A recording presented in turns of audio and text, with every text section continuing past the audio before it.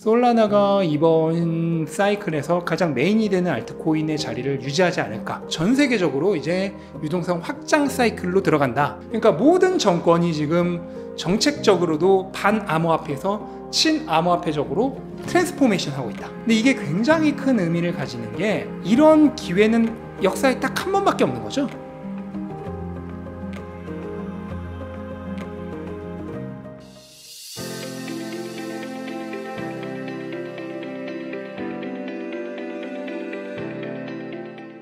네, 굉장히 큰 영향을 주고요.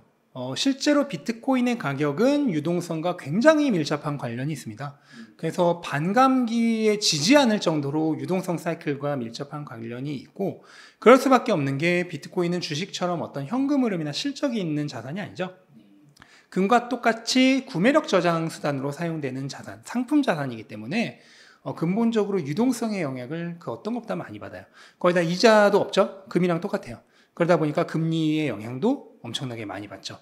그래서 유동성의 영향을 굉장히 받는 자산이기 때문에 유동성의 움직임에 굉장히 주의해야 할 필요가 있고, 그런 측면에서 이번 슈퍼사이클에서는 유동성에서도 많은 도움을 받을 수 있을 것이라 기대를 하고 있는 거죠.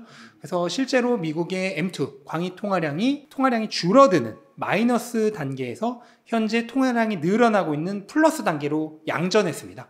그러니까 돈이 줄어들다가 오히려 늘어나는 것으로 지금 방향이 바뀐 거예요.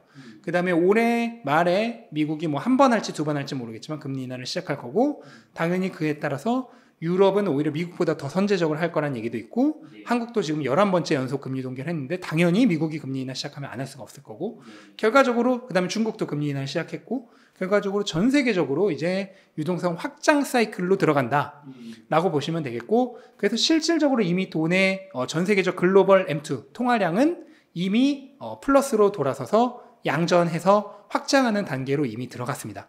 그래서 이 유동성 사이클이라고 하는 것도 보통 4년 정도를 주기로 해서 이렇게 유동성이 쫙 풀렸다가 줄었다가 쫙 풀렸다 줄었다 하는 사이클이 돌아가는데, 지금 딱 줄었다가 늘어나면서 플러스로 딱 진입한 그 시점에 지금 우리가 있습니다. 그러니까 이제부터 유동성 확장 사이클이 시작되는 거예요. 그럼 이런 사이클이 지금 눈앞에 놓여 있는데, 하필 비트코인도 지금부터 반감기 지나고 슈퍼사이클이 시작되려고 하니까 그 두 개 사이클이 맞물릴 수 있겠죠. 그래서 당연히 슈퍼사이클을 더 강력하게 만들어줄 수 있겠죠. 네, 이번에 법안이 한 2개 정도 중요한 게 통과가 됐는데요. 하나는 SAB121이라고 하는 반암호화폐법이 있어요. 이게 뭐냐면 미국의 은행과 같은 그 전통 금융기관들이 암호화폐 수탁 사업을 하려고 할 때 이 암호화폐를 부채로 대차대조표에 넣어야 됐습니다. 그럼 부채로 대차대조표에 넣게 되면은 필연적으로 준비금도 마련을 해야 되거든요.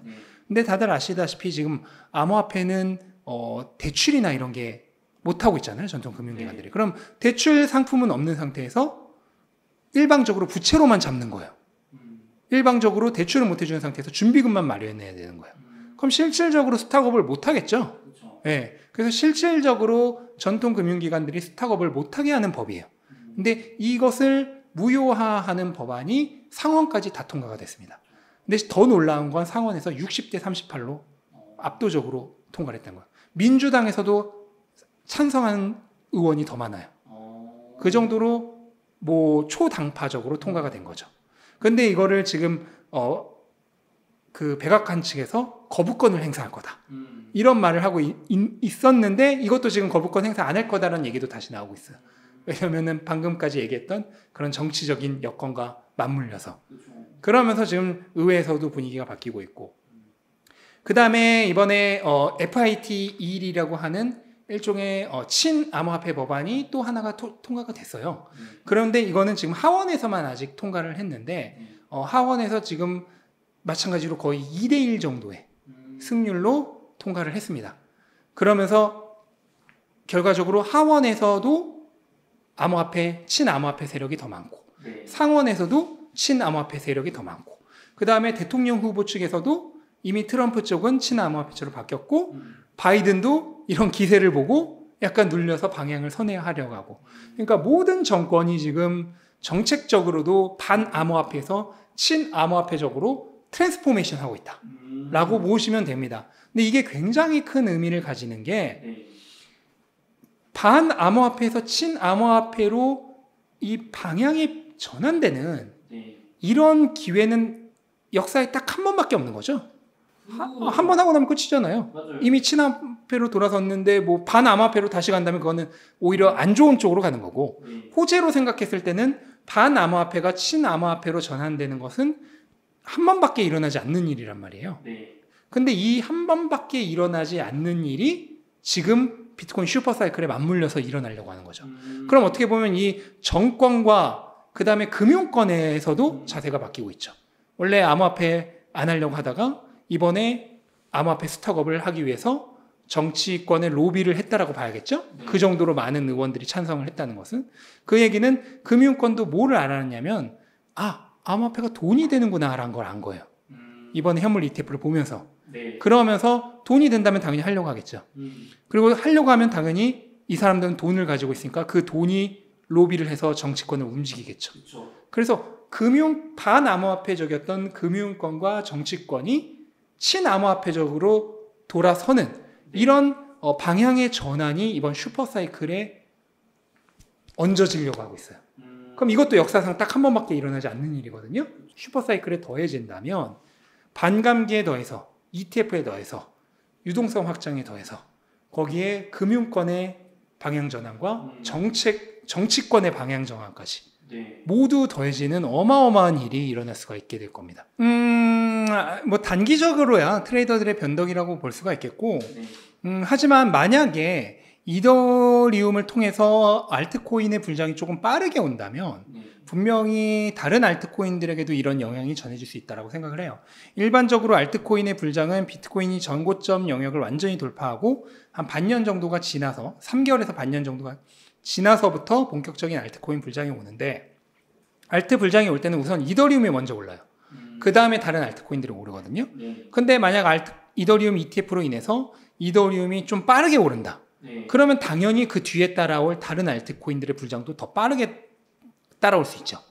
그러면서 알트코인 시즌이 원래 예상했던 것보다 조금 더 앞당겨져서 올 수 있는 가능성이 이번에 좀 생겼다라고 보시면 될 것 같아요. 네, 뭐 저는 계속 말씀드리지만 비트코인이 전고점 영역을 완전히 돌파할 때까지는 그냥 비트코인만 투자하는 게 가장 안전하다고 보고 있어요. 그 다음에 이더리움 같은 경우에는 뭐 현물 ETF의 흐름을 좋게 본다면 리스크를 감당하고 뭐 매집할 수 있는 시기고요. 그 다음에 알트코인은 일반적으로 본격적인 알트 시즌이 시작된 이후부터 사도 늦지 않지만 다만 그때 사면 이미 가격이 많이 오른 뒤겠죠. 그래서 지금 사서 뭐 30% 40% 변동성도 견딜 수 있다. 충분히 일어날 수 있거든요. 50%도 일어날 수 있어요. 알트코인은 얼마든지. 그래서 아직 알트 불장이 안 왔기 때문에 내가 오늘 샀는데 뭐 일주일 후에 50% 떨어질 수 있는 것도 감당할 수 있다면 지금 사는 게 알트 불장 오고 나서 사는 것보다 훨씬 싸게 사는 거겠죠. 네. 그래서 본인이 변동성을 감당할 수 있는 분이라는 전제 하에서 지금부터 매집을 해나가는 것도 가능은 하다라고 말씀을 드릴 수 있겠습니다. 만약에 조금 공격적이시라면 비트코인이 한 8만 달러를 넘어간 시점부터 사도 되고요. 조금 안정적으로 내가 진입한 이후부터는 웬만하면 올랐으면 좋겠다 하면 비트코인이 10만 달러를 넘어선 시점부터 라고 보면 될 것 같아요. 다만 10만 달러를 넘어섰을 때 분명히 좀 조정이 있을 수 있어요. 그러니까 10만 뭐 지난 7만 달러 때 7만 3천 4천 달러까지 올랐다가 다시 5만 달러 때 떨어지는 조정이 있었죠. 마찬가지로 10만 뭐 5천 달러 11만 달러까지 올랐다가 8, 9만 달러까지 떨어지는 조정이 있을 수 있거든요. 그런 조정이 끝나고 다시 넘어설 때 사면 될 것 같아요.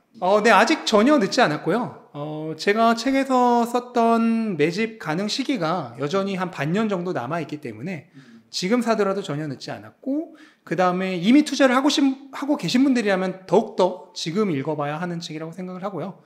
비트코인 이번 사이클 아직도 많이 남았습니다. 최대 1년 반 정도 남아있기 때문에 충분히 길게 있는 이 시간을 완전히 활용하기 위해서 한 번쯤 공부해 보시면 너무나 도움이 되지 않을까 생각을 합니다. 솔라나에 투자했던 많은 자금들의 상당수가 이번에 이더리움 쪽으로 조금 이동한 것으로 보여요. 실제로 현물 ETF 승인 직후에 가장 타격을 받았던 것도 솔라나고요. 다른 암호화폐들 다 오르는 동안 솔라나는 좀 많이 빠졌습니다. 그런 것만 보더라도 자금 이동이 좀 있었다라고 보면 되고, 왜냐면 이번 사이클에서 솔라나가 지난 사이클의 이더리움 역할을 좀 하고 있었거든요.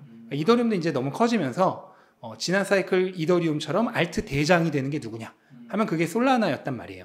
그랬는데 이더리움 현물 ETF가 승인되면서 그 자금 중 일부가 솔라나에서 이더리움으로 옮겼다라고 그렇게 보시면 되는데, 저는 궁극적으로는 결국은 이번 사이클에서 가장 많이 오르는 메이저 알트코인은 솔라나가 될 것이다 라고 여전히 보고 있어요.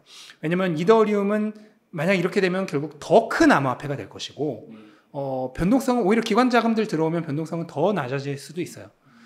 그리고 그렇게 되다 보면은 결국 개인 투자자들은 더 높은 수익률을 바라볼 수밖에 없는데, 암호화폐 진짜 불장이 왔을 때 그러면 가장 달리는 코인이 누구냐라고 개인 투자자들이 바라봤을 때는 그게 솔라나가 될 가능성이 높다. 그러면 솔라나로 또 자금이 돌아올 수 있겠죠. 또 이더리움 ETF로 갔던 자금 중에서도 막상 이 이슈가 다 끝나고 나면은 다시 솔라나로 돌아올 수 있는 자금들도 있을 거고.